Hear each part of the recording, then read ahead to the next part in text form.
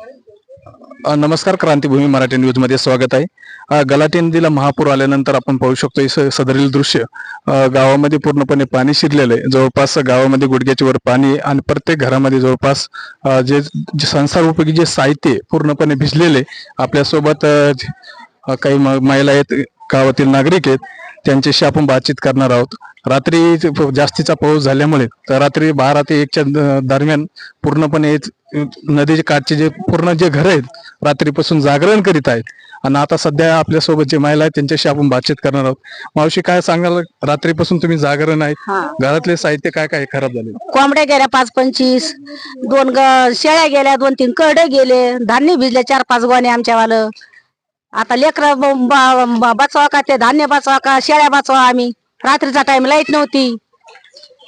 त्यानंतर आता सध्या तुमच्या घरात सुद्धा पाणी शिरलेलं आहे। आता सध्या तुम्ही स्थलांतर कुठे गेलेले? स्थलांतर कुठे? दुसऱ्याच्या घरी गेलो आम्ही। दुसऱ्याच्या घरी गेलेले आहे। तर तुमच्या आता सध्या जेवण खाण्याची व्यवस्था काहीच नाही, आम्हाला जेवणा खाण्याची सोय नाही, काय नाही। आमचा गॅसची शेगडी गेल्या वाहून आमच्यावाल्या, ते गॅस सिलेंडर पडले तसेच। त्यानंतर सध्या आता प्रशासनातले कोणी अधिकारी, ग्रामसेवक वगैरे कोणी आले तुमच्या गावात? हे आतापर्यंत कोण नाही आला। आता आल्यावर सांगू काय सांगायचंय तर। आपण पाहू शकतो संपूर्ण यांचं पूर्णपणे साहित्य हे झालेलं आहे। रात्रीपासून लाईट नाही, म्हणजे रात्रीच्या याला निवारा शोधण्यासाठी सुद्धा ही झाली, नागरिकांची परेशानी झालेली आहे। आपण हे दृश्य गलाटी नदी प्रकल्पावरलेले आहे, त्यामध्ये पूर्णपणे गलाटी नदीला फुल पाणी आलेलं आहे। त्याच्यानंतर गावात पाणी शिरलेलं आहे। यापूर्वी सुद्धा 2 दिवसापूर्वी सुद्धा आपण सदरील व्हिडिओ आपण आपल्या बातमीद्वारे प्रकाशित केला होता। पण सध्या प्रकारे कोणत्याही प्रकारची आतापर्यंत आर्थिक मदत मिळाली नाही।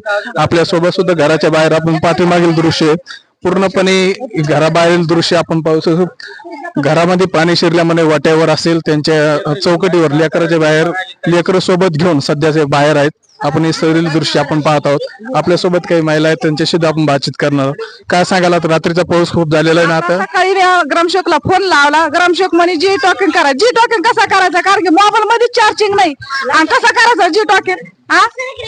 सारं चार्जिंग नाही मोबाईल मध्ये, काय नाही। आमचे धान्य सुद्धा भिजलेलं आहे, सारं घरातले कपडे वगैरे सारं पूर्ण भिजलेले।